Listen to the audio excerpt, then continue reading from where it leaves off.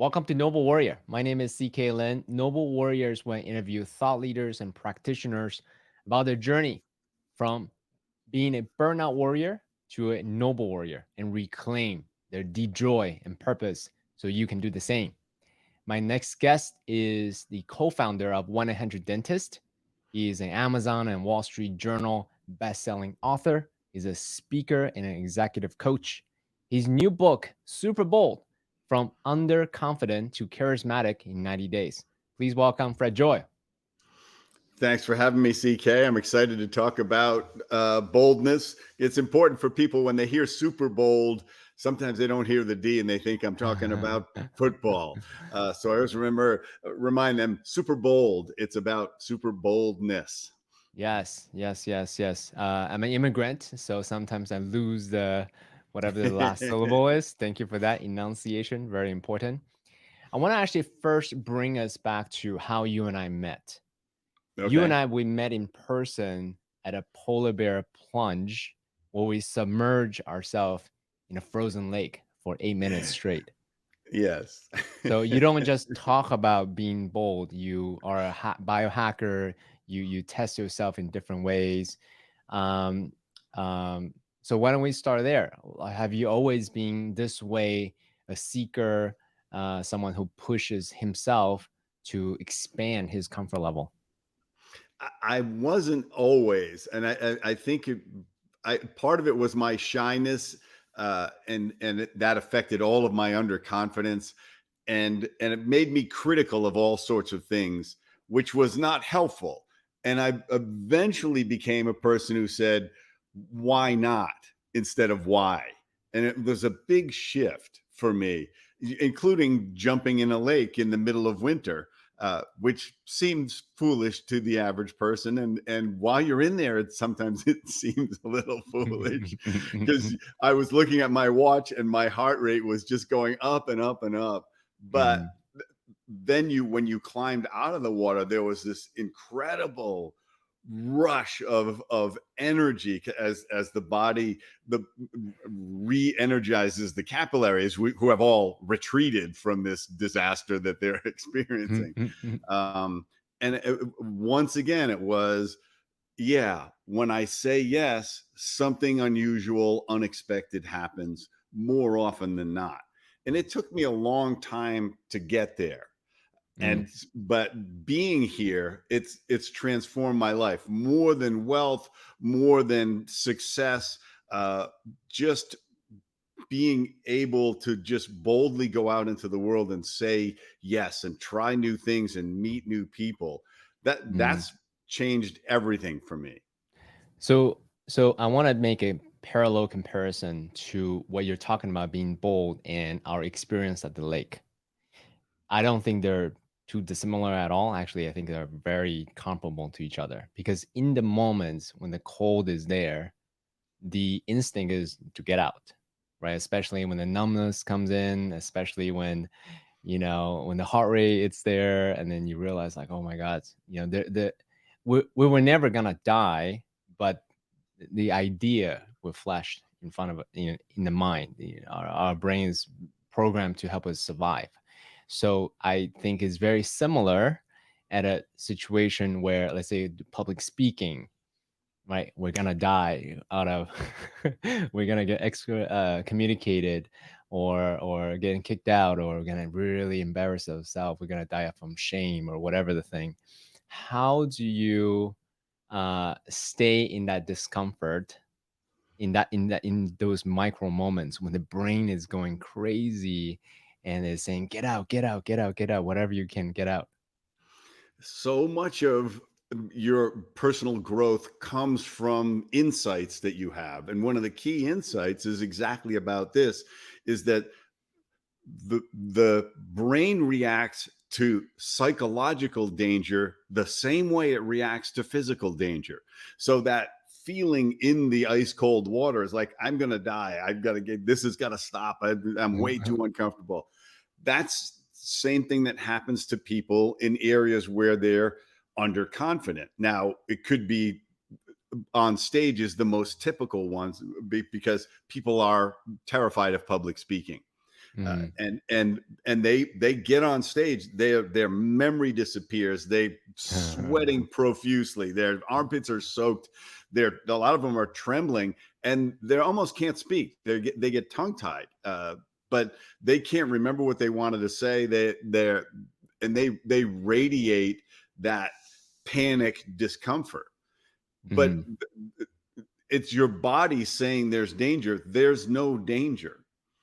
You're and you can't stay in it. Just like you stay in the water, you say, wow, I stayed in for 2 minutes, I can stay for 5. I thought Uh-huh. I could at 30 seconds you say, I gotta get the hell out. Uh-huh. Right. At 5 minutes you say, I think I could do 8. It's really bizarre. But Uh-huh. it's about, how do you build your boldness muscle? You build it by being uncomfortable, by Mhm. putting yourself in situations where you say, wow, I actually didn't die. Actually, nothing bad happened, unless I decide to call it bad. I mean, I didn't do a great job of speaking, but it's in the wind. I love that. The thing that taught me the most about this thinking and this insight was stand-up comedy, because I did it for a while, but a Mhm. good friend of mine got me into it, and he made this really important point, which he said, you know what? Whether you kill it on stage or you die, it's in the wind. It's Mhm. over. And they're going to Mhm. forget most of what you said. And he said, Mhm. so stop being attached to the experience of the outcome that you want to measure, and just enjoy the experience of putting yourself out there and trying to make people laugh. Mm. And it Mm. was a big shift, because I could take that and go to public speaking with prepared material that I didn't have to make people laugh every 30 seconds. Mhm. And it was easy by comparison. And but also I had the insight, like, I'm going to feel a certain way, but I can take that discomfort and turn it into energy. and Mm. and it's just you realize it becomes a choice after a while to embrace the discomfort and say, yeah, it's really not that bad, and I'm kind of getting used to it. And I've done it with people. I've put them on, in my workshops, I put them on stage, and by the third time they say, wow, it's noticeably easier already to be on Mhm. stage. And I said, Mhm. yeah, Mhm. you can't stay in the panic mode when there's no danger. Your brain Mhm. eventually says, all right, fine. Mm. Mm. Well, I mean, there's a lot of gems there. Yeah. So as you were speaking about the nervousness of getting on stage, I recall myself being frozen in front of, I think it was 100 people, delivering a speech for a Toastmaster contest. Hmm. I just blanked out. I forgot. I know where I wanted to go, but I forgot the segue. So I literally Yeah. froze there. What it felt like millennium. Like Yeah. I literally just this is silence. And then finally the segue I came up with was, oh, it boggled my mind, and the whole room just like erupted into huge laughter. And then I Yeah. live obviously, but it was such a cathartic release. I Well, was able it to it turn that moment into a teaching moment, a laughter moment for the well, it audience. it humanized you too, because they admire you for going up on stage, because they don't want to. They are afraid of that. They may want to, but they're terrified of it. So the fact that you're doing it, they already admire you. When something goes wrong, they just say, oh my gosh, he's just like me. Now I would panic if that happened, and I would try to get off the stage or something. I would try to find a way to hide. And you Mhm. just stay in it and say, yep, my mind's a blank right now. I'm going to think of something interesting to say. If you'll Uh-huh. just hang on there. Oh wait, here comes something. And they'll, as you said, they just laugh. Mhm. I had a friend of mine. She broke a high heel on stage, Mm. which as a woman is like horrifying. The Mhm. women in the audience were like, oh my gosh. And she looks down at her shoes, kicks them off, and says, I guess I got to start spending more than $30 on shoes. Right? Where That's funny. instead of making it a horrific moment, she owns them, Yeah. because she decided to not make it a bad thing. she made it a funny thing, and she delivered the rest of the speech barefoot. And everybody came up after and said, "I can't believe you just laughed that off. You blew my mind when you did that," Well, because she I just made a so choice. so my style, we're gonna go to wherever the conversation goes. If I veer off too much, let me know. Okay. This reminds me of why. So noble warrior is an expression of who I am. I love Spartan rays, polar bear plunges, plant medicine. I purposefully put myself in discomfort for the sake of my personal growth and development. Toastmaster, public speaking, all these things. Yeah. So one of my biggest pivot about my personal development is in the area of joy. Only joy is the new mantra that I have, right? And how do I stay in the intensity of whatever situation I'm in, physical, social, psychological intensity, and then just keep repeating back the mantra, only joy, only joy, only joy. And I love that, that you just gave that example of this woman, make a joke out of it, may light up the situation. Can you say a little bit more about, because joy is literally in your name. So Yes, it how is. do you, what's your relationship with that word joy, and what's your interpretation of that word joy for you?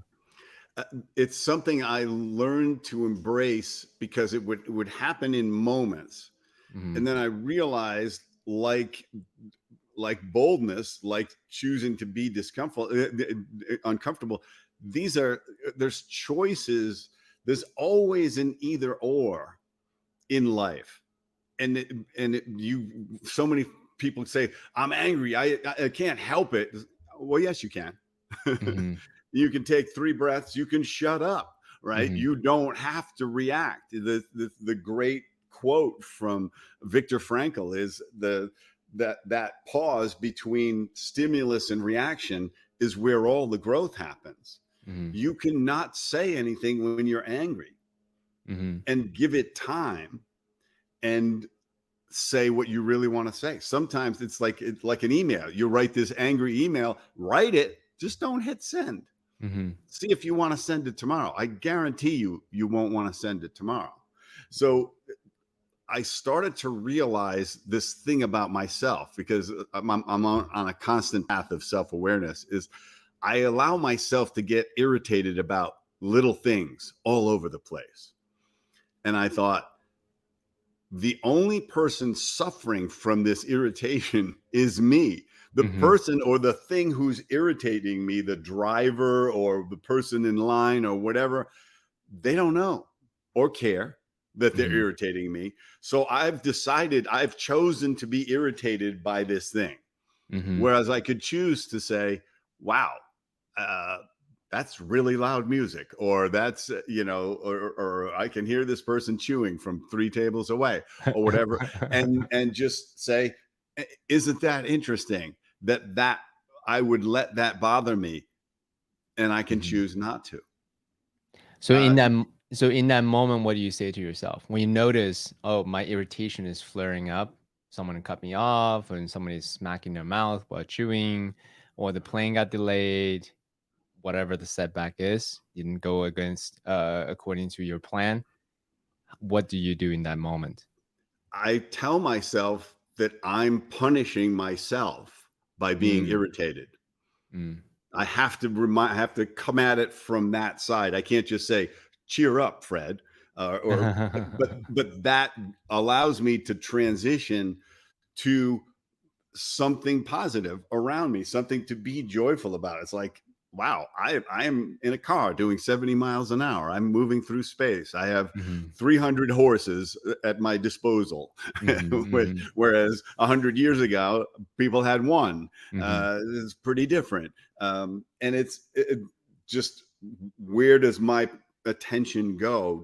If I want to focus on the thing that irritates me, I could stay irritated, or I could mhm, say, that guy cut me off, probably in a hurry. mhm, I could choose. I could change the meaning of it. mhm, And a lot of times that's the easiest thing to do, is say, look, my reaction is an interpretation. Oh, Mhm. he's driving like an asshole. We're like, Mhm. really? Or is he just not paying attention, or is he in a hurry, or is about to lose his job? It's like there's 20 reasons why he could have cut me off. 10 of them are selfish, and 10 of them are, his problem. Why not choose a different one? Since I'm Mhm. never going to meet the guy anyway, and all I'm doing is punishing myself by being irritated. I Mhm. would like to stop punishing myself.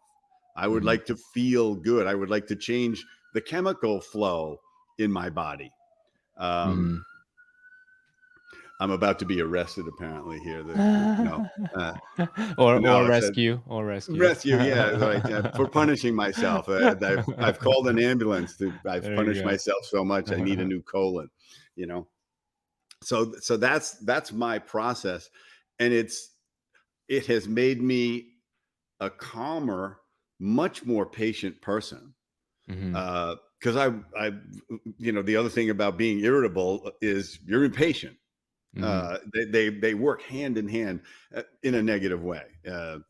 Especially if you're impatient about things completely out of your control, which is what we do a lot of the time. It's like the plane's not going to leave until the mechanic is happy fixing the plane, and you really don't want to fly in a plane that the mechanic is not ready to let fly. That's So right. sitting there being impatient is really dumb and really, self abuse again. So So I've learned that it's been amazing to experience that. So I'm gonna push you a little bit. Okay. So in the moment, those micro aggressions or irritations, when it's little, we can use these mantras, thought pattern interruptions as a way to bring us back to equanimity, centeredness. It's a sign of maturity, right? To be able to lengthen that space between stimulus and response, as you quoted Viktor Frankl earlier. But there are moments where, um, somebody punch you in the face, let's just say, like boom, right? Your body reacts, the defense mechanism goes up, the adrenaline starts going, and and and those mantras or breath may not be sufficient during those moments when somebody punch you in the gut, verbally or physically, when that Yeah, happened. What do you, or when social anxiety flares up? Because one thing you did mention, a group of people who really appreciate your book are those with social anxiety, right? yeah. So in those moments when the body is going, what can they do to bring themselves back to groundedness and equanimity and neutral centeredness? I think you need to be able to allow a reaction. Mhm. You can, I mean, there some things that somebody punches you or somebody insults you, you're gonna have a reaction, and Mhm. so allow yourself to have the feel the reaction. Just don't externalize the reaction Mhm. necessarily. If you Mhm. could just if you can grab just a few seconds and not necessarily do and say, do I really want to punch this guy back? Do I really want to exchange blows with this Mhm. person? Because I do right now. Mhm. Will I still want to in 10 minutes? And if you could just say, wow, that guy, I'm ready to nail him one.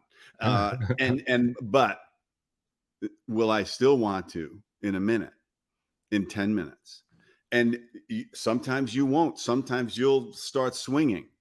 And what's important is after that happens, after you get in the fight,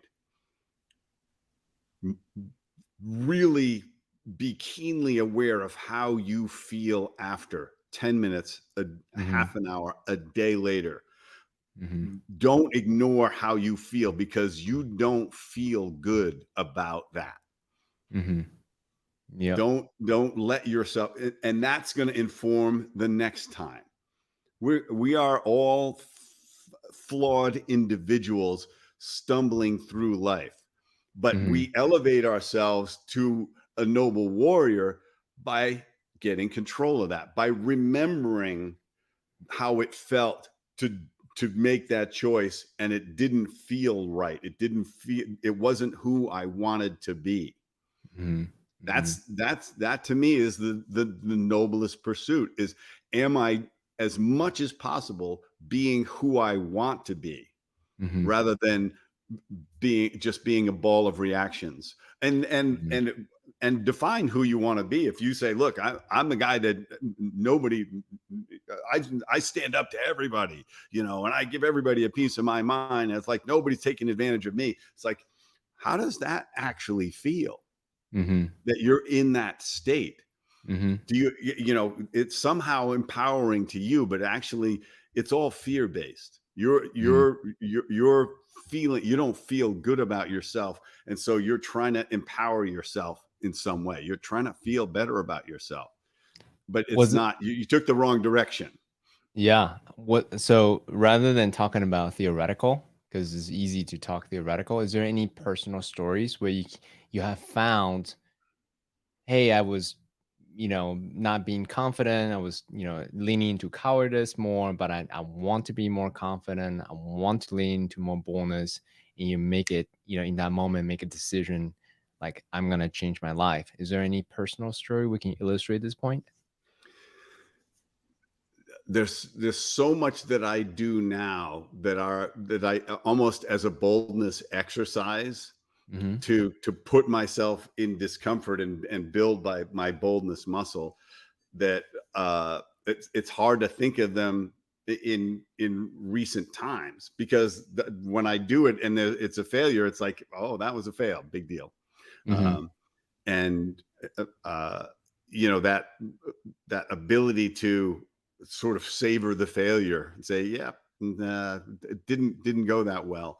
But there's certainly been a number of times where uh, I didn't speak up, and when I really should have, or really wanted to. And uh, the thing that sticks in my mind, and it was years ago, but it sticks in my mind, is I was not able to give my father a eulogy at the funeral, Mm. because at the time the Catholic Church wouldn't let anybody speak except the priest and the altar boys, or somebody who was going to read a reading from the New Testament.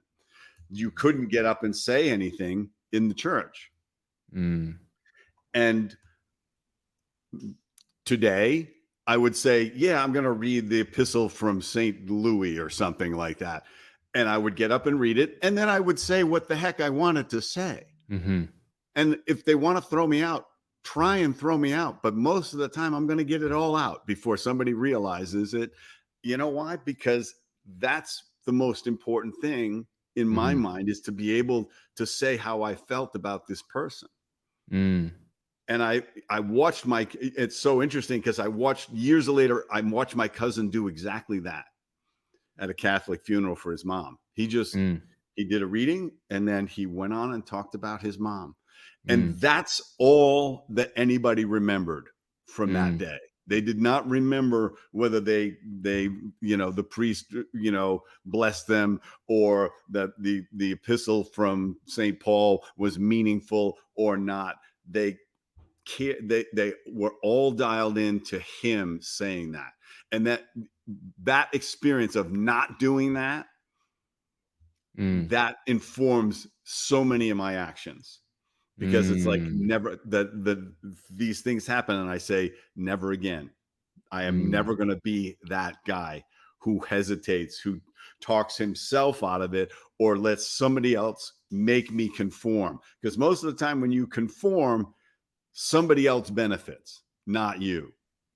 It's a phenomenal paradox. But most of the rules in life that are not about protecting people are to get you to conform, and you don't benefit at all. And I'm always checking that now. Mm. I love that.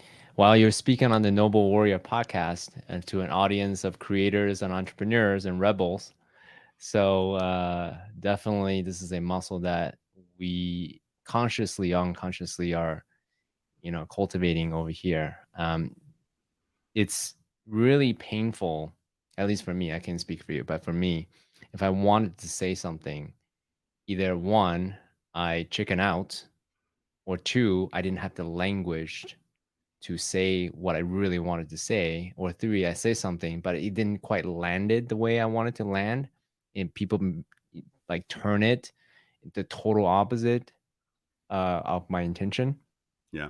It's really painful. So, yeah. So I love this message of like leaning in, just say whatever you want to say, and then ask for forgiveness later if the institution doesn't agree with you. And I've asked for forgiveness. I've said things. I've been in the moment where I say I want to say something, and I say it, and it doesn't come out right, or it doesn't land right. Mm, And I'll what I've learned to do, instead of letting it gnaw at me for the rest of my life because I didn't fix it, is right then in the moment I'll say I'm really sorry. I don't know why the hell I said that, but it's not the way I wanted to say it. And I see that, I see your reaction to it, and I don't blame you. mm, Forgive me. Let me see. Do you mind if I try to say what I actually meant? mm, Um, and it's transformational to do that, mm, because it says, I, I know I'm not perfect. Sometimes I say the wrong things. Sometimes with the best of intentions, I say the wrong things. Sometimes with the worst of intentions, I say the wrong things. Either way, I want to catch my, I don't want to let that linger forever with that person. And I don't want to carry it around forever anymore. I want mm. to, I want to forgive myself, and I want to ask forgiveness from them. I love that you're doing the moment. Yeah. Yeah. Would you say that's a trained muscle that you have done in so many? Okay, I'll make it personal. So in the beginning, during my own transformational journey, I would kick myself for not saying certain things, and I would think about it for a long time, and maybe a week later, I'm like, I should have said that thing.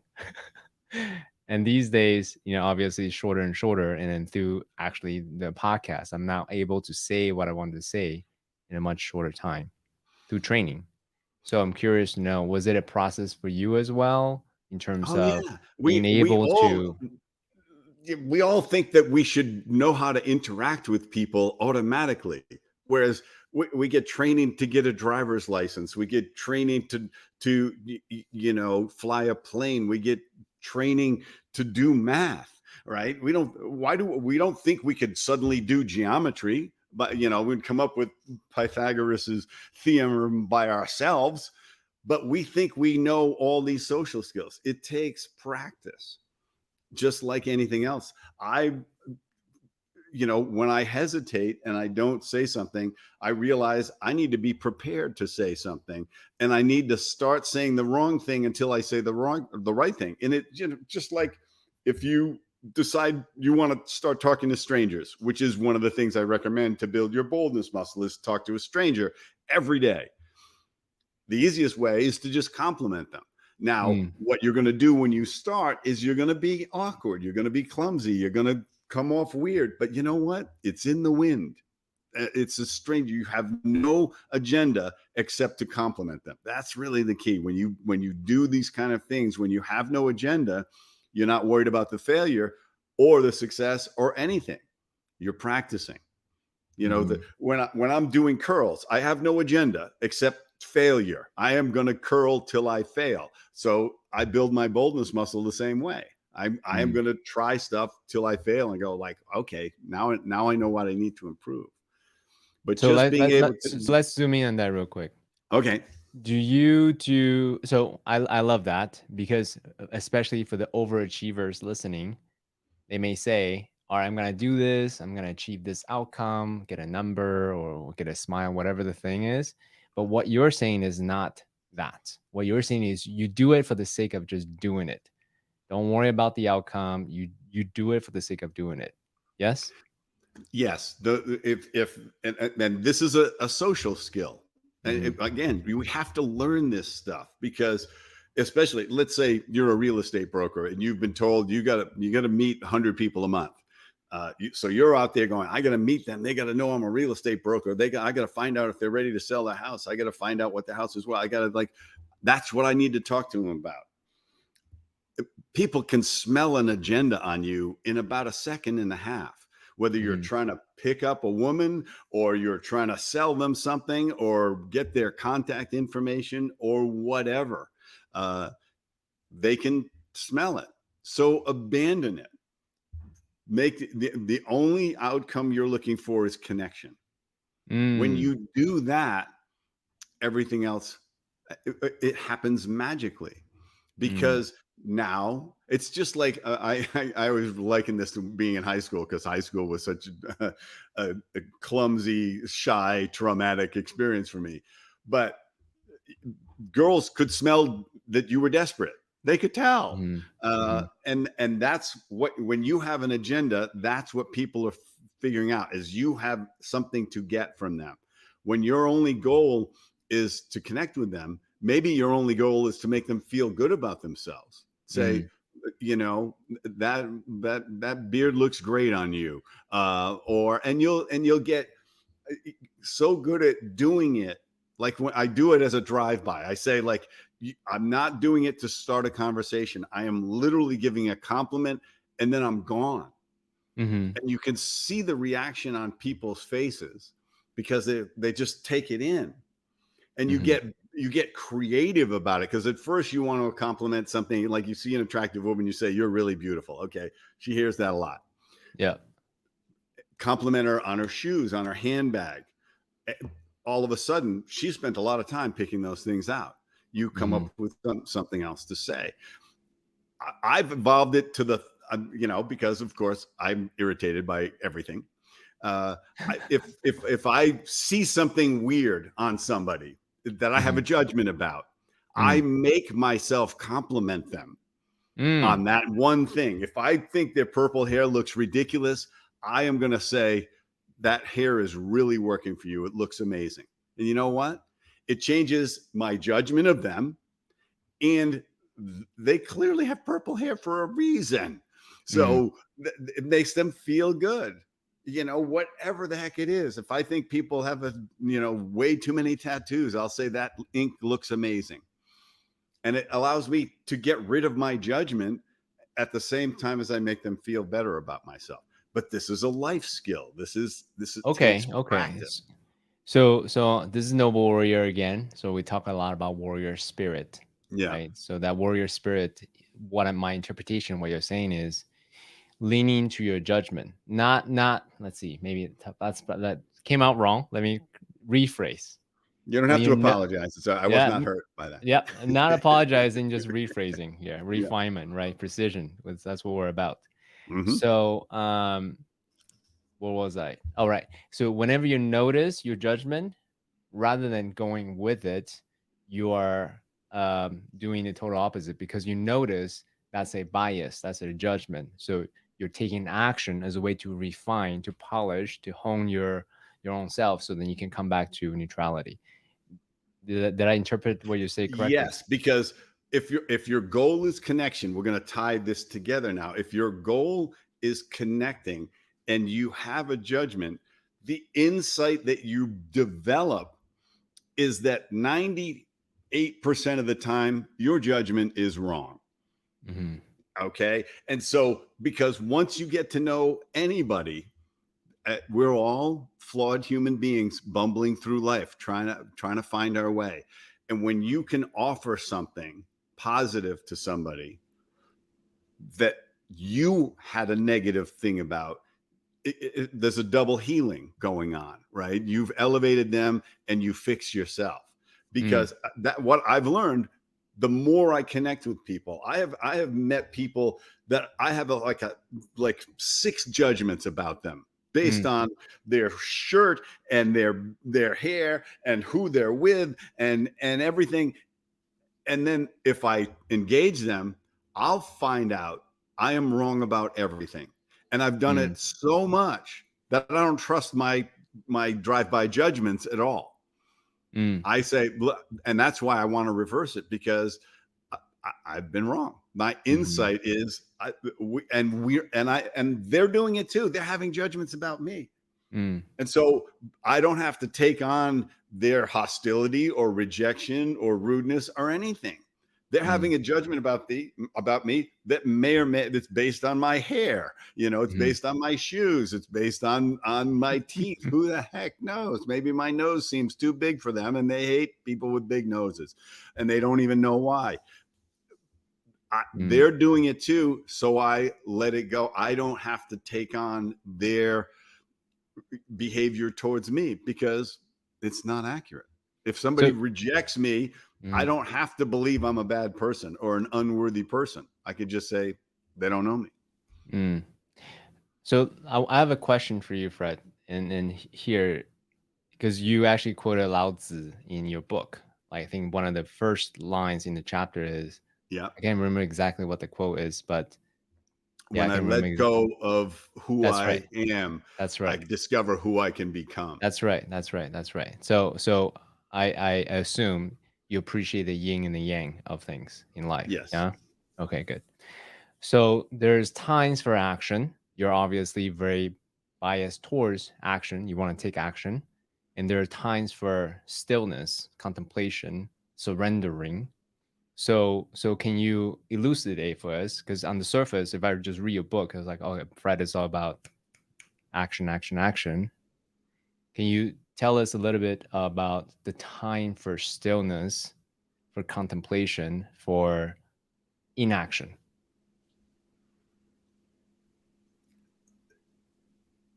I think that because I'm basically a bold introvert, Mm-hmm. that there are a lot of time that I am alone because Mm-hmm. as a writer you have to spend time alone. Mm-hmm. But as a writer, you also have to learn to collaborate. You have to learn to Mm-hmm. work with an editor. You have to learn to let people read and critique your stuff. Mm-hmm. Otherwise, you're just writing for yourself. Mm-hmm. So there are times when I find myself racing in two or three directions Mm-hmm. mentally or in terms of activity. And I've learned to give myself permission to just stop and say, let the roller coaster run without me for a while. Mm-hmm. Um, and and again, it's that same thing as acquiring patience, acquiring calmness, which really understanding the power of breath Mm-hmm. and the power of meditation. I mean, I was lucky enough to learn meditation in the 70s, and Mm. it just I can be in a situation. I could be on a loud bus, let's say, or a subway, and I can drop into a meditation in 30 seconds because I've done it so much, and that may only grab 5 or 10 minutes, but my appreciation for stillness came before my appreciation for boldness. Mm. And so it's always and I've never thought about how that it's a nice stack to have. um, but it, I see a lot of people that are just they're like in mad pursuit of everything, and they never stop for a moment of calmness or stillness or self-reflection. um, and it actually diminishes your creativity. If you're an Mm-hmm. entrepreneur, if you're not giving yourself the space to not think about your problems at some point almost every day, then you won't solve a lot of those problems. Because when you stop thinking about it, you say, I'm not gonna think about any of this stuff. I'm gonna just get some other input, or I'm gonna get no input. We live in a world of unlimited input. Mm-hmm. How many people, the last thing they do is, scroll through Instagram, and the first thing they do when they get up, they never stop with the input. I learned early the value of no input for Mm. some for to create balance in life. And which is why, and the other thing that happens when you now with that, you couple that with boldness, there's a humility that comes with being super bold, because you realize there's always more that you can do, and your awareness just constantly increases, and you just say, okay, I experienced something. Now I can reflect on it. There's always something in the experience that requires reflection, whether you journal about it or you meditate on it, or you have a coach that you talk to about it. That Mm, all of those things allow you the power of reflection instead of like constant forward motion and activity. A lot of times, activity is a way to hide from self awareness, mm, and if, you got to find out if that's what you're doing. What you just said right there, that is a key nugget. I love that. Can you double click on that? Hiding Yeah, behind being busy, hiding behind activities, hiding behind, go, go, go, go, go. hiding behind activity is a way of avoiding being self aware or avoiding self reflection. Mm. Any specific personal stories or client stories that you can help illustrate that? Like and then let me contextualize this question a little bit. Perhaps give you some time to think about this. Is overachievers like to consume input because they think more activities, more input equals better throughput. Yeah, Reality, it's the yin and the yang, right? You got to take action and then contemplate, rejiggle the mind and how you think about it, and then take new action accordingly versus using the same mindset, keep taking the same action, then you're gonna just keep having the same results. If you want yeah. to keep growing and up spiraling, contemplation and action to me is it's a great way to think about the inhale and the exhale. Yeah, and there's so much, so many directions I can go with this. I remember this story of this very famous advertising guy from the '60s. His name is David Ogilvy, Mm-hmm. and he ran one of the most creative agencies Mm-hmm. in the '60s. And he had a little note that he kept in his pocket all the time, and the note said simply, "I might be wrong." Mm. And there's a lot of that, especially in this polarized world that we live in.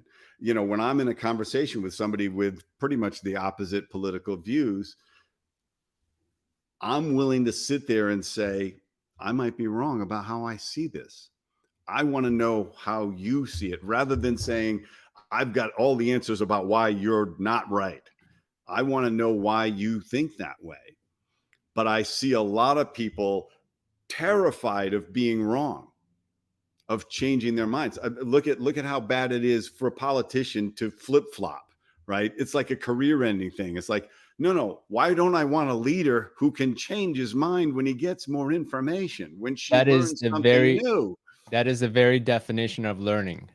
Yes, yes, The very definition of learning and growth is you change your mind based on new data coming in. yes, yeah. And all of science is based on that. It's like this was true until we found out something that was more true or completely different. That's right. Um, and so, uh, I think it's so easy to ignore that very simple thing, that odds are you're not 100% right, whether you're arguing with your spouse or uh, are making recommendations on the stock market or something like that. Like, and but people do it in politics and religion, the two things that are entirely based on beliefs. There's almost nothing factual about either of them. The things that people believe in their faith are beliefs. They're not facts. Okay. There is no video of Moses coming down with the Ten Commandments. So we believe that it happened something like that, and that God inspired him. But it's all belief. It didn't. There's nothing factual about it. And when you say, oh, when George Bush does this, it's going to end America. It's like you believe that, but it's not. There's nothing factual. And the worst thing is when it turns out not to be true, people don't reflect on that and say, not only I might be wrong, I actually was wrong.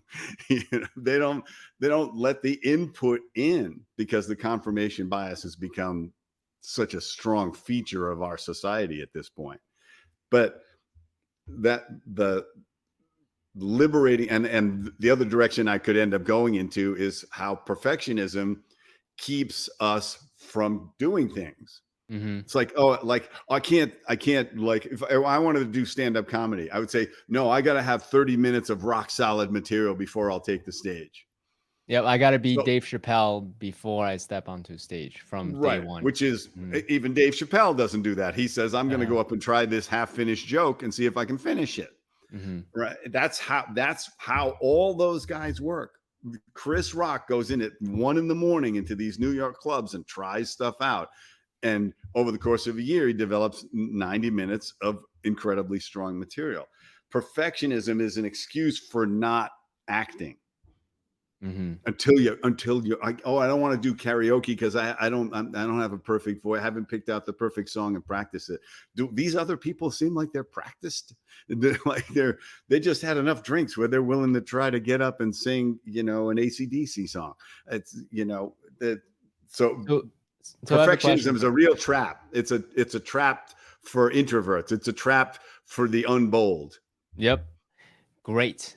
I'm a recovering perfectionist, so let me ask you a pointed question there, I'm right? CK and I'm a recovering Yeah, perfectionist. I'm a recovering perfectionist. When I'm unconscious, I lean towards more preparation. My excuse is let me rationalize, I gotta prepare, da da da da, right? And then I don't take enough action. So to me, there's a real polarity or tension there. And then for me is to find the sweet spot in the middle, right? Preparation, enough preparation, but not too much. Enough action, but not too much, right? It's that synergy between the two. So so how do you what's your mental model about preparing but not preparing too much, taking action but not just foolish in taking action without updating your operating system? Does that make sense? How do Yeah. you find the sweet spot in the middle? I have found that I like being somewhat unprepared. Mm. Um, I don't like being not prepared is just dumb, right? Like, and that's one of the steps. I have 5 steps to how you Mhm, do your boldness exercises in my book, and the first step is preparation. But it's preparation to step in and probably be uncomfortable. It's preparation, knowing you could fail. In some of the exercises, it's preparation to deliberately fail, to just go so far into something that you're assuming this isn't going to work. And if it works, you're shocked and surprised and rewarded, but you're aiming for failure. But Oh, what interesting. Wait, hold on. So you're interesting. So you prepare enough knowing that you're underprepared, that yeah. you're most likely gonna fail. I That's what you want I like. want the tension of being slightly unprepared. When I've done lectures that are 5 minutes to all day, uh, and I prepare it, but it is not memorized. Yep, I want the discovery in the moment. I may yep, let's say I see somebody in Starbucks that I want to go talk to. I am going to prepare what I'm going to go say to them, uh-huh, but in the moment, I could change that completely because my preparation has become my fallback. Because yeah, I'm being bold. I'm saying in the moment, like, what else? I yeah, got this. I could say those are really uh, amazing earrings that you have. I see. That's my prep. And I walk up and I notice she has amazing crystal blue eyes. Uh-huh, Now I can go that way because I have the comfort of being prepared, but the tension of discovery. I And I love do that. that. I do that on stage all the time. And some of my best stuff happens on stage uh, when I veer off script or if I react to something in the audience. I love questions from the audience, and I'll go off on a tangent, and I'll just say, does anybody know where the heck I was? And somebody knows. I love that. Like, because I'll go off on, I'll get sparked on some tangent and I'll cover it, but I can't remember where I was in the lecture. And then somebody yells out, "Oh, you're talking about such and such," and I'm like, "Oh, great, thank you." There's a know-it-all always in the audience. Yeah, you're That's co-creating with them rather than yeah, being the guru yeah, who knows yeah. everything, who says perfect things at Well, all and times. that's a speaker technique as well is, instead of knowing everything, have the audience tell you something you already know, because Hmm. it suddenly they're engaged. They're like, what? Whoa, I might know this. I got to think about this. Um, Got it. So let me recap real quick. So what I'm taking away from what the point that you're making, you're not saying not to prepare. What I'm hearing is prepared, but don't be attached to whatever the point that you want to make. Leave room for spontaneity, from the miraculous, from the magical moments, from the in the moment decision that shows up. That's my takeaway from the point that you're making. Is that correct? yeah, preparation is the foundation for spontaneity. Beautiful. Okay. Do you want to go through the pride altogether, or should we move forward? Well, so that's one of those things. The next step is, so the pride method is the systematic way that you build your boldness muscle and do a bunch of the exercises in the book, but also when you're in a moment of underconfidence, because we have situational confidence. We are confident in certain situations in our life, and we are underconfident in other situations, and it's different for everybody.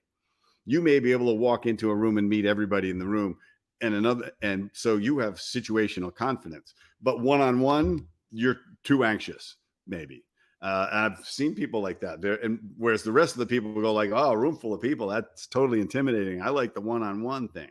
So Mm, their situational confidence is, everybody is different, and everybody's different.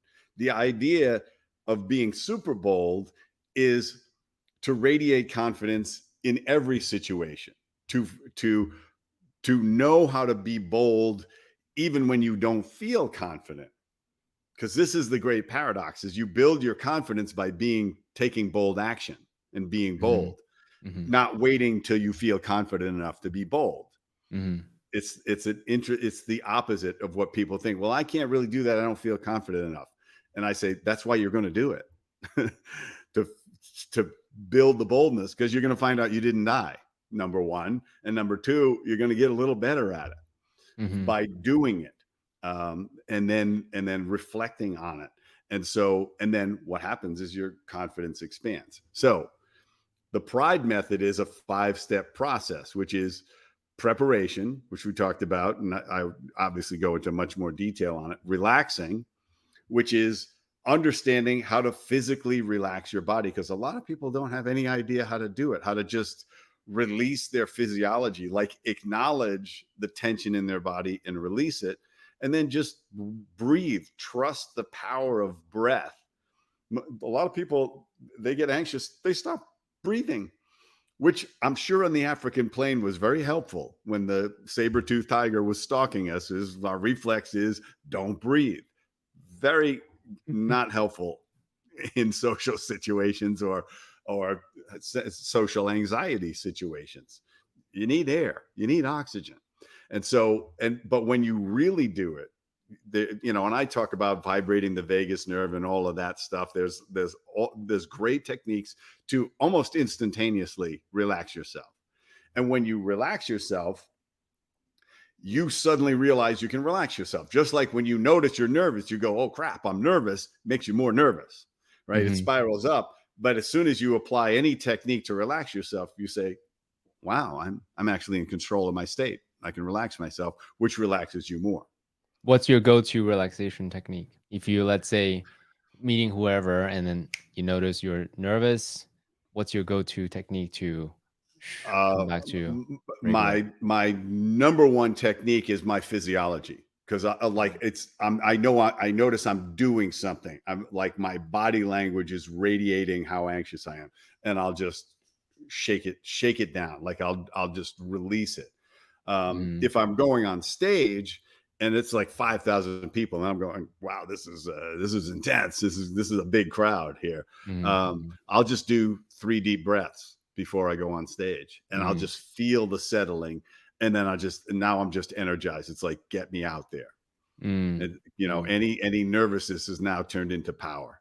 mm, mm, And so, but if you really, the vagus breath, vibrating the vagus nerve, which runs all down the center of your body and controls a lot of your autonomic nervous system. If you just take 3 breaths and let them out slowly, going ha and vibrating that nerve, I'm abbreviating it, but you do Mm-hmm. that, you'll be amazed at how much more relaxed you are in about 45 seconds, just doing Mm. that 3 times. Because you've taken control of your autonomic nervous system at that Mm-hmm. moment. And it's nobody teaches you that. Nobody taught me that in high school. I was just nervous all the time. Um, Relaxing. Uh, Actually, can I share Insights. a couple of techniques since you're Yeah, on that yeah, point sure, that by all means. may or may not be useful? So one thing that I do is similar to you, activate the physiology. But then I'll visual, so I'll push against the wall. But I'll visualize I'm giving away all of my nervous system, all of my tension into the wall or into the ground. So that way, it actually helps me not only relax my physiology, but also there's a meaning associated with it. And then that was very helpful to me whenever I can notice myself being nervous. Yeah, well, and Also, one of the funny things they tell speakers is just imagine you're naked on stage. And it's like, that doesn't work. That's a terrible thing to do. Imagine everybody else is naked. That might work. You know, uh, that might relax you. But another thing is there's a plant medicine called Mumbai. I don't know if you ever had that before, but it's a very relaxing, has a very relaxing effect. It's non-psychoactive. It's just a very relaxing effect on the body. So you may want to give that a shot. yeah, and when you create those things, if you create uh, a trigger effect of like, oh, I am relaxing myself. The first sip of that, your body says, oh, I know what to do. I'm going to Hmm. relax. Hmm. Which is what you want. You want to start triggering that rather than triggering anxiety or nervousness. Hmm. Hmm. So that's So, relaxation. What's the third? insights, and we Hmm. talked about some of them, but it's like having insights about yourself and social interaction. The big insight that bold people know is that people are not thinking about you anywhere near as much as you think they are. They're thinking about themselves. So we think everybody's thinking about this and they remember that, and we carried this embarrassment around for 15 years, and the people who are there going, I don't remember that. But you can still relive it and still feel the embarrassment. They're not thinking about you. Stop worrying. Bold people have a handful of people whose opinions really matter to them, and then everybody else is a 0 or a 1 unless they're a potential customer, Hmm. or somebody that they want to influence, or that they are looking for some value from. It should be your family, your spouse, your best friends, and your mentors, your coaches. Those opinions should matter. The rest of the people, why? When people say, oh, they're all going to laugh at me, I say, do you know them? Why would you care? Hmm. Bold people say, other people's opinions of me are none of my business. And Hmm. they proceed on. And the more you can do that, the more you realize that you're attaching yourself to people who are having judgments about you, just like you're having about them. Remember, I talked about this. Are their judgments about you accurate? How could they possibly be accurate just by looking at you or hearing Hmm. the first thing you say? This could be the worst day of their life or the worst day of my life. And there's no reason to try to assess who I am by that. So, and the other One. insight we talked about is nothing bad happens unless you decide to label it that way, like we talked about things on stage. So, what were you going to say? I was gonna say one quote from Dr. Seuss was super helpful to me, and paraphrase: "Those that matter won't mind; those that mind won't matter." So I Yes. really appreciate that thought, and then as continuing being a way to remind myself to really speak my mind to our earlier point. And obviously, it takes skill to continue to do that more skillfully, but that's the source of it. Just really, 7 billion people on Earth. Most of them won't agree with me. That's okay. What's more important is to find my tribe and then really speak my mind to my fullest potency and authenticity. And those that resonates with my vibration, with my energy, will come to me and say, "Hey, I really like what you said." And train people in speaking, and one of the things I say is, whenever I have an audience, 5% of them will think I'm a complete idiot, and 5% of them will think I'm the most brilliant person they've ever heard. They're both Mm-hmm. wrong, Mm-hmm. right? But they will exist. I will never change either of them. I'm working on the people who are open to some sort of insight or interpretation. And actually, if I get 10% of them to have an insight, that's home run for me. The Mm, rest of them, they weren't ready for it. It'll hit them later, or it'll never hit them, or it won't matter. I'm not getting everybody. I'm not getting anywhere near everybody. mm, If one person comes up to me at the end and said, "I've waited all my life to hear this. I get it now. I get what I'm doing wrong with my life now." That's mm, all. The other 1,000 people, I hope they got something, but I'm paid off. I'm golden. So that and those, and there's more insights I talk about in the book, but understanding people's opinions and understanding that nothing bad happens unless you decide to label it that way mm-hmm. will transform your boldness, because you don't have to label that bold move going wrong as wrong. It's just a step up. Bold people look at failures as a step up. It's just Mm-hmm. information. And that's a powerful transformation. Then dosage is the D in the pride method. Really important is controlling the intensity of the experience. All of life is about dosage. You know, Mm. take one aspirin, headache goes away. Take 100 aspirin, you're dead, right? You can die from drinking too much water, That's right. which is essential to staying alive. And we're 80% water. That's right. But everything socially, physically is about dosage. You know, if you're exercising, if you work out, if you do curls with 3 pounds, you're never going to get any stronger. You have to go to strain. But if you try to do a bench press with 300 pounds and you've never lifted before, it's going to fall on your chest cavity and crush you. Mm-hmm. So there's the dosage is everywhere in life, and it is everywhere in boldness as well, as building your boldness muscle. You start simply. You start by smiling at people. You start then by talking to strangers. You start then by having a small conversation, never being concerned about the outcome, so that when it matters, which is what my training is all about, is so that you radiate confidence when it matters. You take bold action when it matters, because there will be windows of opportunity in your life, and we hesitate, and the window closes and it never opens again. And those very often are pivotal moments in our lives. Meeting that key person, accepting, quitting that job, asking for a divorce, whatever the hell it is, asking for a raise, starting a business, abandoning the business because the marketplace says we're not interested.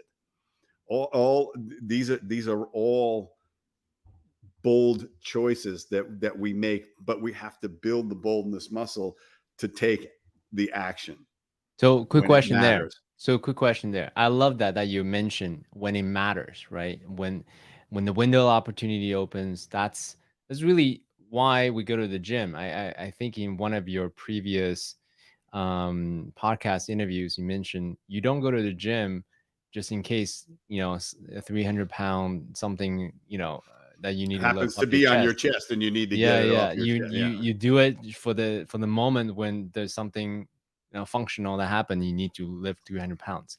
So that's a great way to think about it. So quick question, double clicking on that. For the overachievers, they look at Fred and say, Fred said he can speak in front of 5,000 people, and right now I have social anxiety. Let me make a quote unquote big, hairy, audacious goal of speaking in front of 5,000 people. And they try to do 5,000 people first shot. And guess what?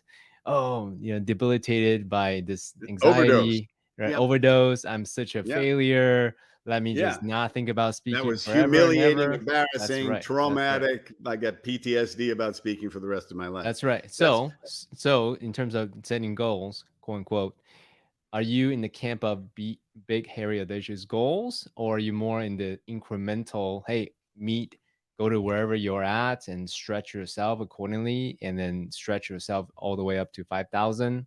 What's your mental model when you think about setting appropriate goals so they don't I'm in overdose? both camps. Uh-huh. I believe in big, hairy, audacious goals, but don't believe for a second that just say I'm going to speak and get up and do a affirmation every morning and say I'm going to be speaking in front of 5,000 people Mm-hmm. is going to make you capable of speaking in front of 5,000 people. You are going to have to build up. Mm-hmm. You could say my audacious goal is I'm going to run an ultra marathon. If you just don't do anything and then just wait till the one is scheduled, you're not going to finish. Okay. You're not even going to get close to finishing an ultra. You probably won't finish the 26.1 miles of a regular marathon without falling down and dying, pretty Mm-hmm. much.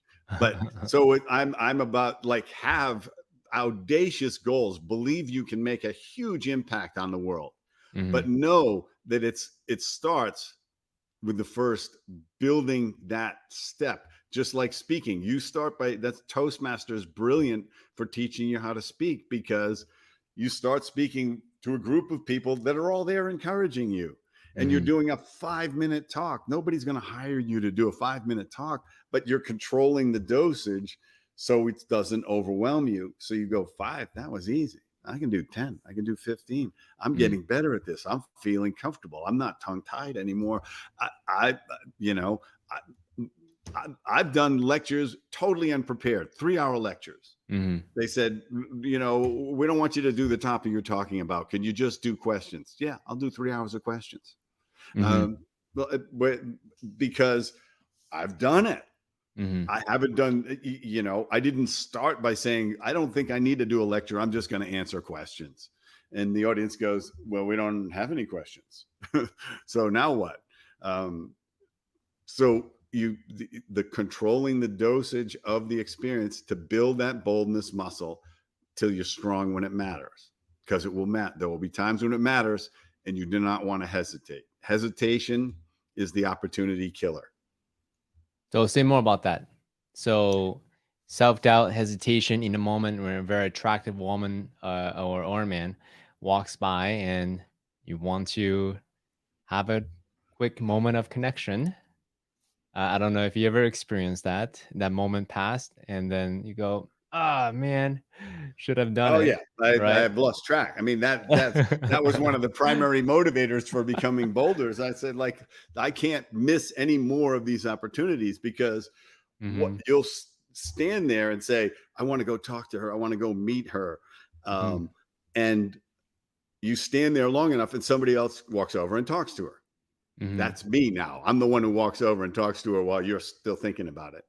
But what happens is you've built up in her mind that she's the most amazing person in the world and she could be your potential wife or whatever the heck it is that you're telling yourself.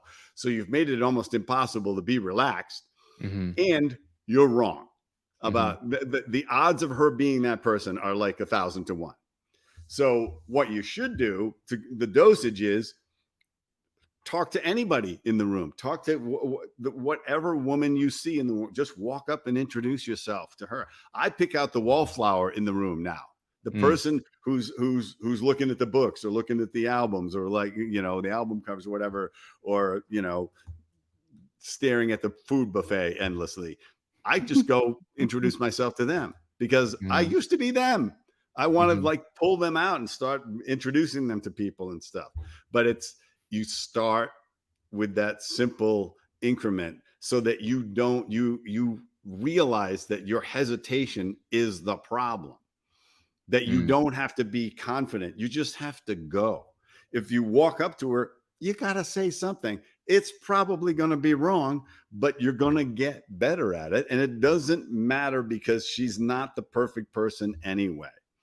You're mhm. trying to get good at that, because when the perfect person does happen to be there, you walk over and you've got game. You talk like a normal person and have a normal conversation with her, rather than I really need to get to know you. You're so gorgeous or whatever. It's like, what are you doing? Like it's like You know, your agenda is really clear. Mhm. You're desperate. But and that, you know, obviously it's a great example because it's you want to be able to, this is one of the great things about boldness, is to be able to meet anybody you want to meet. Doesn't necessarily mean like for dating, it's valuable, but if you're already married, it's not valuable. But if you're looking for to find somebody, you want to expose yourself to a bunch of, now that's the wrong term, but I mean you want to meet a variety of people so that when that person comes along that you might actually have a great connection with, you can have a normal conversation. Mm. But you also, you see somebody really interesting that you want to meet. Maybe it's Sir Richard Branson, maybe it's Jeff Bezos, maybe it's Ken Rutkowski, you know, whatever it is, you see somebody and you say, I want to go talk to him. And instead of playing the unworthiness tape, which is what everybody does, right? I'm not, oh, he doesn't want to talk to me. I'm not interesting enough. I'm not successful enough. We got the 50 things we tell ourselves about why we should be hesitating. The bold person walks over and says, hey, I really think you're doing amazing stuff with Amazon, but I'm waiting for the drones. I want the drones. Mhm. And Bezos goes, the drones are coming, buddy. The drones are coming. And he's like, just, you know, are you a Prime member? Well, yeah, I'm a Prime member. Of course, I'm a Prime member. You know, and away you go, having a conversation. Mhm. And and I have met people I have admired incredibly and been able to let them know how much I admired them without being a Mhm. drooling fan, and had a really interesting conversation with them almost always, or just did a drive-by compliment. I've met actors that I really admire that I just was able to walk up and say, I just wanted to tell you how much I admire your work. I don't want to disturb you or draw attention to you, but I really appreciate all the work you've done. Mhm. And if you don't know their name, don't do that, because there's nothing more insulting than going up to an actor and going like, "What's your name? You're that guy." And I was like, "Get the hell away from those people." Right? That's, you know, like if you don't know their name, don't go up to them. Don't ask them Yeah. who they are. Don't say you're that guy that was on Seinfeld once. What's your name? No, don't do that. Yeah. That means Um, you don't have permission to walk up to them. That's basically what you need to know. yeah, So. the intention is different. Paying acknowledgement versus trying to get associated with that level Well, of yeah, and which celebrity or is which whatever. is why, and every time I've met any of these people that I really wanted to meet, I have never asked for a selfie. You know why? Because a Mhm. selfie is just pretending you know them to all Mm. your friends, which you Mm. don't. Mm. But they're polite enough to stand next to you and smile. You're not buddies. They didn't give Mhm. you their number. Okay, Mm. so why we're looking at FaceTime and going like, "Oh, look at who he met. That's amazing." Like, no, it's not amazing. The person was just being nice. Mhm. Mhm.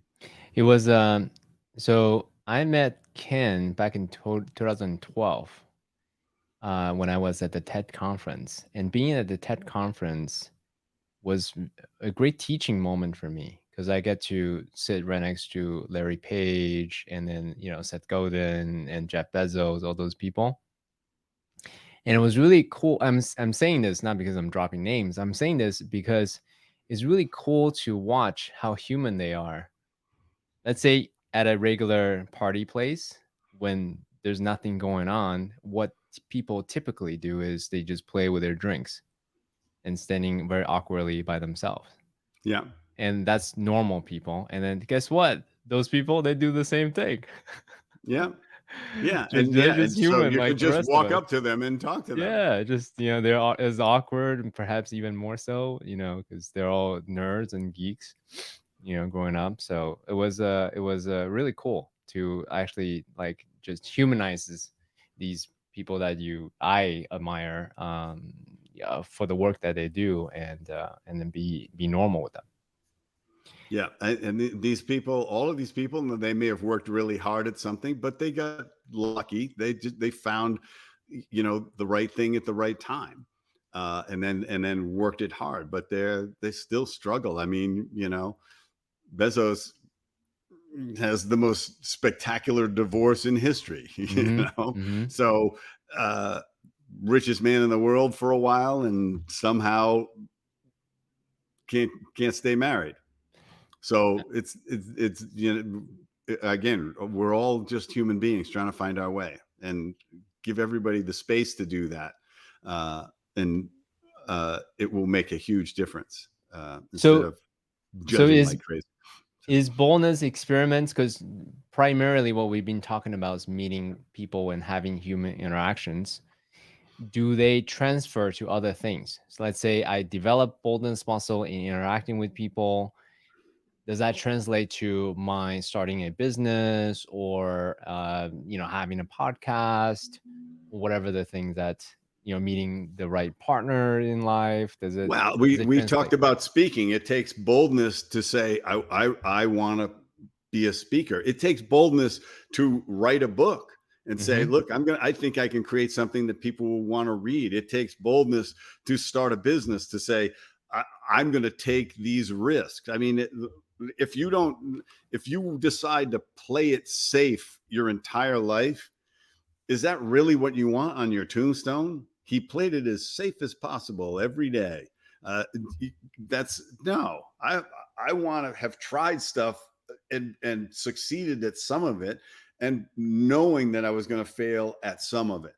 But I didn't miss an opportunity because this I could fail at that. I was lucky enough to be bold in terms of adrenaline sort of stuff, and I was able to translate it and say, like, I'm not afraid to bungee jump. Why am I afraid to get on stage? Mm. um, and just say it's all in my head. uh, and so whatever you're doing in life, whatever you're pursuing in life, if there isn't an element of risk, that you're walking in that zone where it's like, I'm not safe, I'm not you know ideal for this, and I don't have all the skills yet for this. That's how you get somewhere. Nobody who started a business runs that business exactly the way they started it. There's no way that that happens, because the marketplace is going to tell you what it wants, and you're going to have to adjust to that marketplace, and probably every year or two or three. I mean, you and I have grown up in an era where businesses that seemed like they would last forever are going down the drain, like General Electric or something. Like, who could imagine that General Electric stock would be a bad buy 5 years ago? But I mean, this is the cycle of life. Is you know we take risks, and the more risks you take, the more payoffs you get. And it takes boldness to take risks. How By definition, there's no guarantee that it's going to work. That's true. How do you evaluate risk tolerances and real risk that may end, result in real death, or death of a relationship or company, whatever the thing is, versus risk that's made up by the mind? Because you're not advocating just being foolish and, hey, there's a Right. cliff, let me I jump off mean, the cliff, right? we That's could not we good. could it's a different thing when you're starting a business.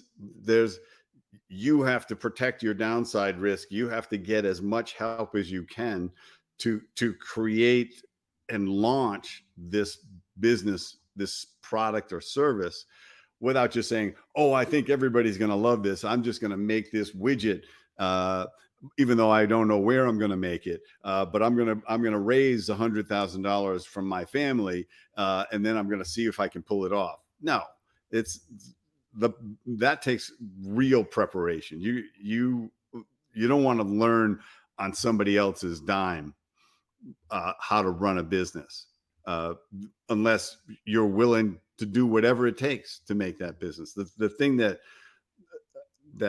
two things that make business person successful: hunger and persistence. And Mhm. the persistence comes from the hunger. It's like, I got to make this work. I am hungry to make this work, and also uh, I'm committed to make this work. When I started my business, we got to the point where we had signed personally on so much debt that we had to make it work. Because when you start a business, you sign personally on the lease, 5-year lease. Doesn't Mm. matter if the business lasts 2 years, you're still paying the lease personally, or you're going personally bankrupt. So we had all of this stuff saying, we got to figure it out. So a lot of it is just committing. The boldness is saying, I am going to do whatever it takes to succeed. The Was world's there going to stop me. I'm not going to stop me. was there ever a moment where you questioned, the faith on yourself or, God or, your community, your co-founders, where it was tested, where you almost lost your faith?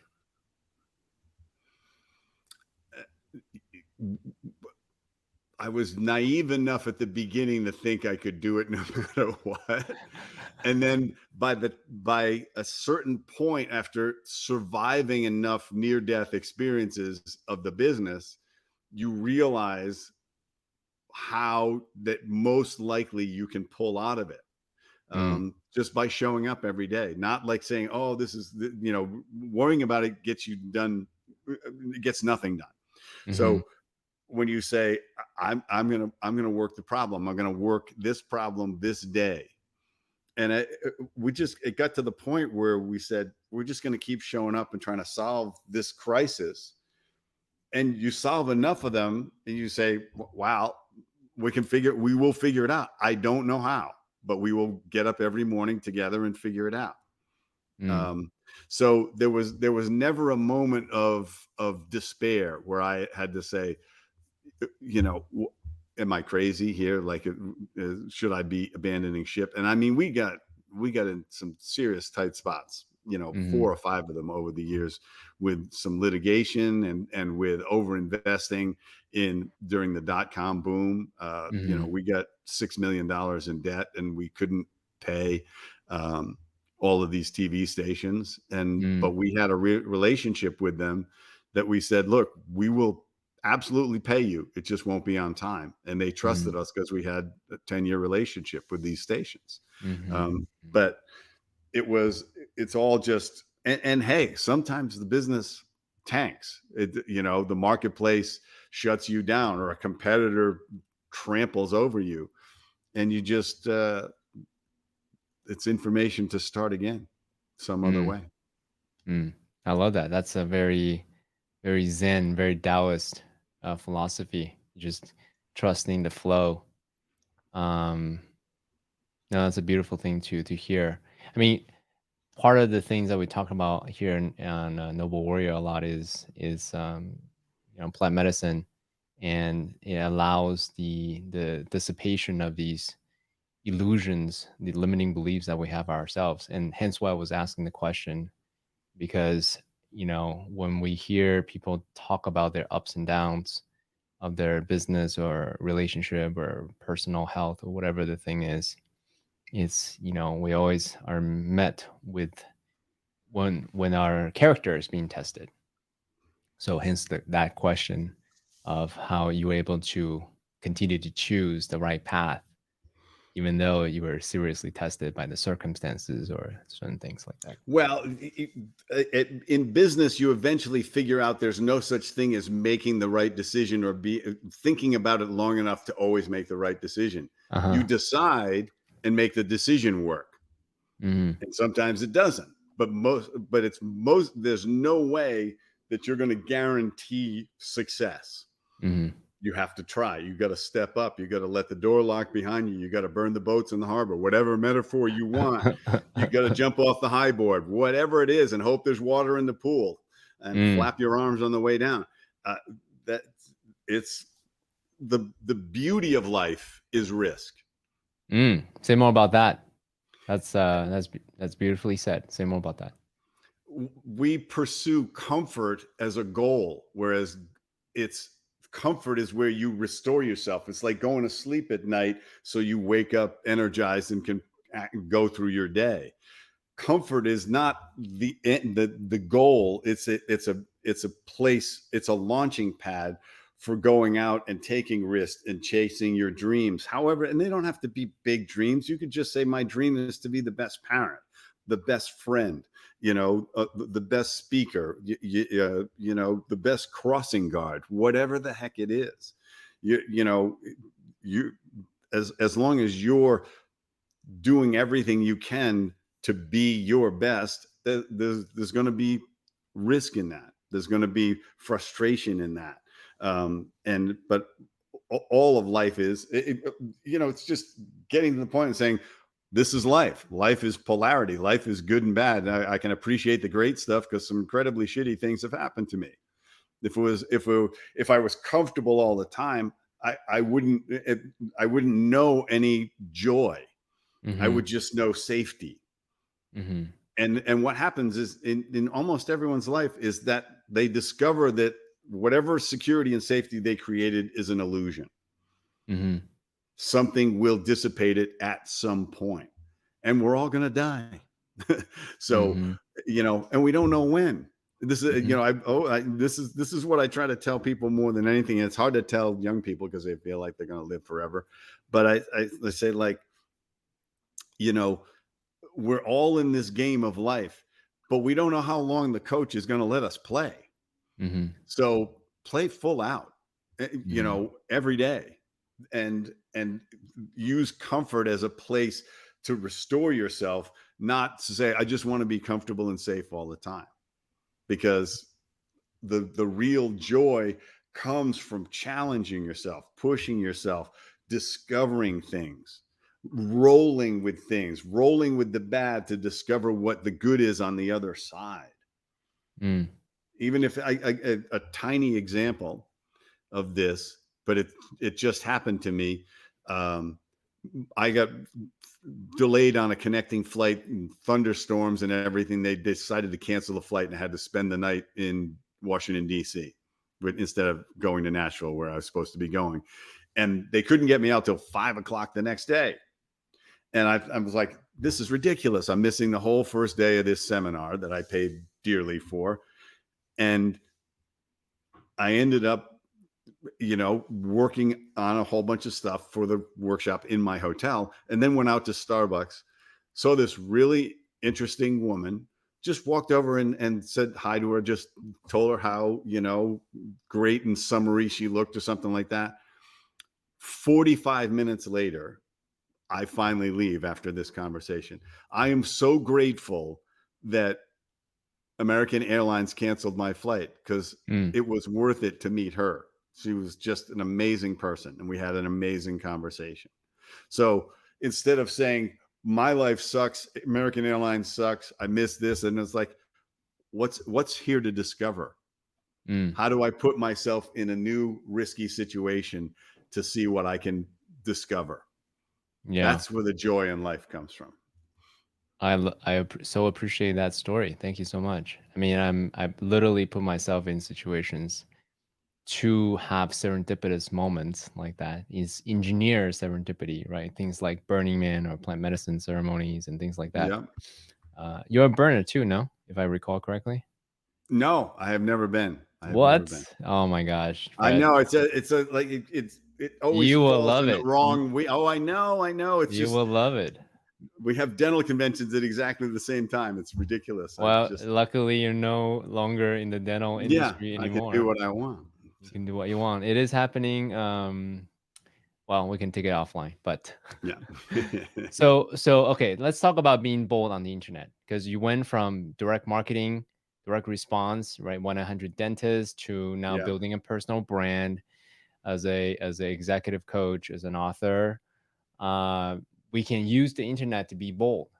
So, what are some of the ways that we can be bolder on the internet? Because, case in point, some people really speak their mind and create polarized reactions, and boom, they went viral. So the opportunity to receive attention on the internet is there. So, what are some of the ways that we can be more bold to be ourselves and also attract the kind of the right tribe, the audience that resonates with who we really are? Any suggestions on being bold on the internet? You have to get comfortable talking to camera. A lot of people, that's really hard for them to make a video. There's other people that it's really easy, and obviously they become big influencers with just showing people how to put on makeup or something like that. But more and more, the video is becoming the medium that everybody pays attention to. So you're going to have to figure out how you can express yourself talking to a camera, and you're going to suck at it. Okay. You're going to put out stuff, or but you're going to think, oh, this might work out well, or I keep trying it and it's nothing I ever want to put out. But work at it every day. But we didn't mention the E in the Pride method, which is Oh, everyday yes. action. Hmm. Everyday action. If something's important to you to achieve, work on it every day. Get to it every day. I don't want to belabor this point too much, but this is a life skill. If it matters, get to it. If you love your wife, do something charming, romantic, complimentary every day. If you want to get good at piano, play 5 minutes every day. Learn a language, 5 minutes every day. It will aggregate, and your brain says, "I guess we're going to do this." And you won't need the willpower to start it. You won't have to tap that, because you're just going to do it. But your boldness muscle will build when you get to it every day. Make a bold action every day. Um, Mm, and it relates to what we were just talking about. So, because what you do every day matters. I love it. What's your new bold, super bold habit that you're doing these days? It is, it relates directly to this. It is in building my personal brand. Uh, I am trying to do at least one TikTok a day, but ideally three. And Wow. nobody's following it, nobody's looking at it, nobody cares, but it's where the puck is going. And I Mm, want to be, instead of being behind it and trying to do Facebook now, where people are abandoning it by the millions, is mm, like, how do I get good at this medium and mm, understand how that medium is evolving, because it's constantly, all of these mediums evolve. And now I'm saying the word mediums, which is not correct. It makes me correct. crazy. Media. Yeah. Mediums are those people with the funny hats that can Yeah, look I at a got you. crystal ball. I So, got you. but that's what I'm doing. As I'm telling people, you got to get good at video. I've done tons of video courses and things like that, and podcasts and webinars, but really short stuff. Hmm. It's a new skill for me. Short form video. Yep. Yeah. Yeah. That's where you get trained on TikTok. But if you have to do it every day, then you say, what happens is, in the back of your mind, you're working on it. Hmm. So you discover something in the course of the day, because your brain says, I guess we got to do this today. So something pops up. If you do it when you say, I'm going to do a video when I think of a really good one, you know what? You'll do like 3 a year. Hmm. But if you got to do one every day, you'll do 360, and 10 of them will be interesting. Hmm. But next year, 50 of them will be interesting, and the Mm, year after, 100. mm. So you're prepared to devote this a TikTok Yes. video a day for 5 years? Yeah. Wow, that's Yeah. beautiful. And by who knows if 5 years is too long? It'll be, TikTok could be gone by then. You know. Yeah, but nonetheless, you're honing your Yeah. skill to tell short form stories, right? Yep. Um, hey, for those that are eager to get Fred's book, you go to genie.us/capital S super bold. Genius super bold. That's where you can get directly linked to his book. Fred, before I acknowledge you to close off, is there any last word, any last question, any last topic that I hadn't asked you that you really wanted to say to our people? I always like to end with the thought that the only person you need permission from to have the life you want is you.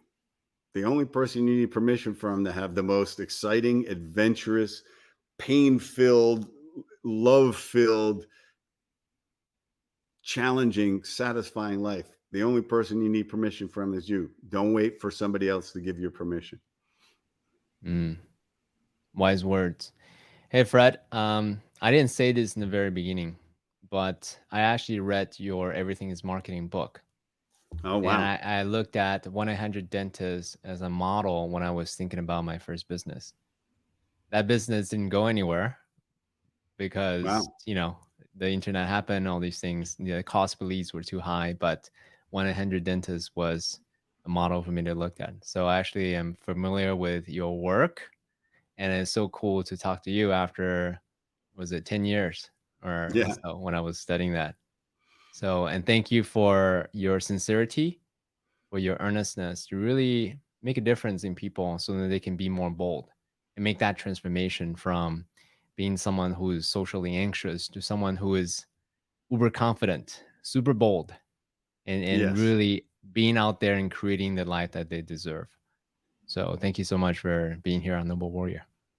Thanks for having me, CK. Beautiful.